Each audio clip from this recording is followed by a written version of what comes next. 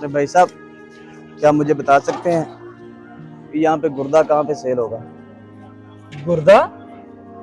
जा यार मेरा वीर, कम कर जा।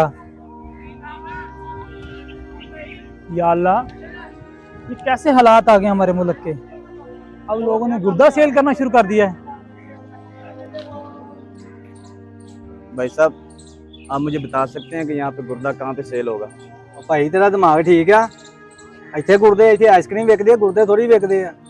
ਜਾ ਕੰਮ ਕਰ ਜਾ ਕੇ ਆਪਣਾ।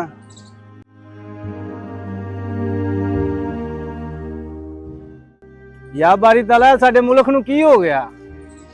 ਇੱਥੇ ਰੋਟੀ ਖਾਣ ਨੂੰ ਲੱਭਦੇ ਨਹੀਂ ਬੰਦੇ, ਗੁਰਦੇ ਲੱਭੀ ਜਾਂਦੇ ਆ। हाँ भी बच्चों, क्या खाओगे? आइसक्रीम?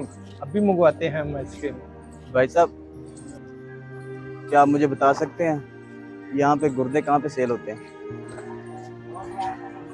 गुर्दे? यार तुम्हारा दिमाग खराब है, तुम अपना गुर्दा सेल करना चाहते हो? जाओ यहाँ से, मुझे नहीं पता। हेलो भाई साहब, ये तो बताएं आप अपना गुर्दा बेचना क्यों चाहते हैं? भाई साहब, मैं अपनी बिजली का बिल जमा करवाना चाहता हूँ।